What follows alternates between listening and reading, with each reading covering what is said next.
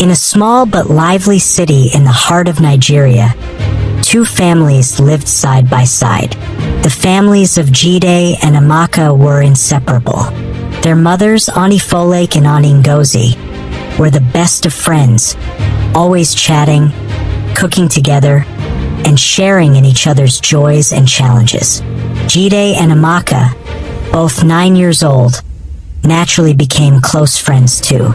They would spend hours running around the compound, playing hide and seek, and creating imaginary worlds in their innocent, laughter-filled games. It was a friendship cherished by both families. Jide and Amaka were best of friends as kids. They did everything together and even went to the same school. On a vibrant afternoon, Jide told his mom that he needed a smartphone so he could do his assignments. Meanwhile, he was just 9 years old. At first, Jide's mom was okay with the idea of getting Jide the smartphone since he was still a kid. But since Jide was her only child, she did everything to make him happy. So the next day, Jide's mom got to the market and made inquiries about the best smartphone she could get for her 9-year-old son. So the technicians there told her of the newly released Itel S25 Ultra with its amazing features and its very affordable price, so she thought that would be the best choice of phone to get for her son. Thereafter, one bright Saturday morning, Jide's mother came home with a small, shiny box in her hand. She called Jide into the living room and handed him his very first smartphone. "Jide, you've been such a good boy," she said, smiling. "This is for you. But you must use it wisely, okay?" Jide's eyes sparkled with excitement as he held the sleek phone in his hands. "Thank you, Mommy," he exclaimed. At first, Jide used the phone to play simple games and watch cartoons on YouTube. Due to the phone's lasting battery, it would take him for hours. Amaka would join him occasionally, and they would giggle over funny animations. But soon, curiosity got the better of them. One afternoon, while their mothers were out at the market and the compound was quiet, Jide discovered a new app on his phone that allowed him to watch all kinds of videos. As he scrolled through, he stumbled upon a rated 18 movie. The thumbnail intrigued him. Bright colors, dramatic expressions, and something about it felt forbidden. And this was something the both children had never seen before. They were curious to watch. Amaka peeked over his shoulder. "What's that, Jide?" she asked, her voice full of curiosity. "I don't know," Jide said, grinning mischievously.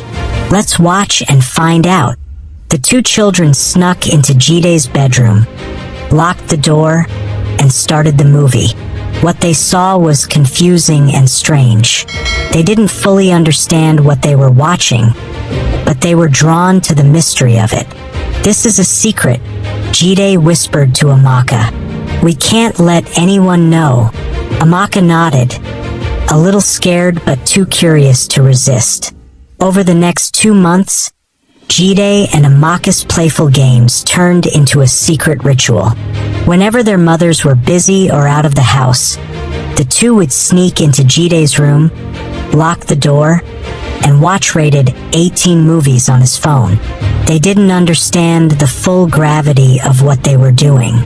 To them, it was just a thrilling secret, a world of grown-up mysteries they didn't yet comprehend. But something began to change.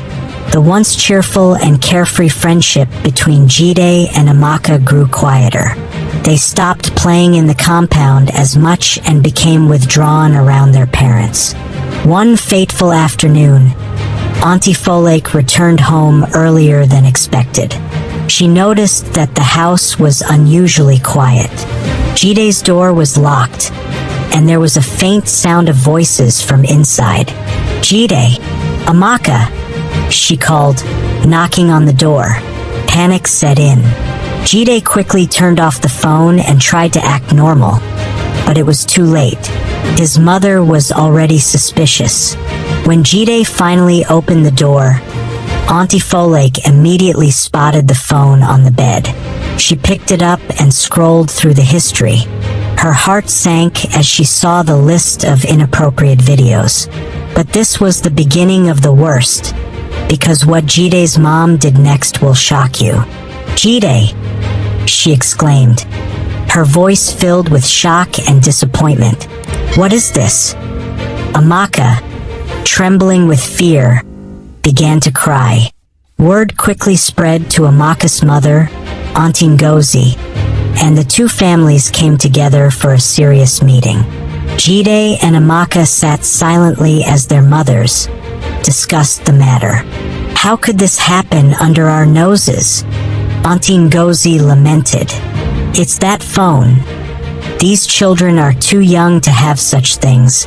But instead of their mothers to take drastic decisions and seize the phone, they only scolded them a little and handed the phone back to her son Jide. But this was the beginning the worst, because Jide and Amaka didn't plan to stop watching rated 18 movies. Comment part 2 if you love this story and want to see what happens next, and please support this channel by subscribing.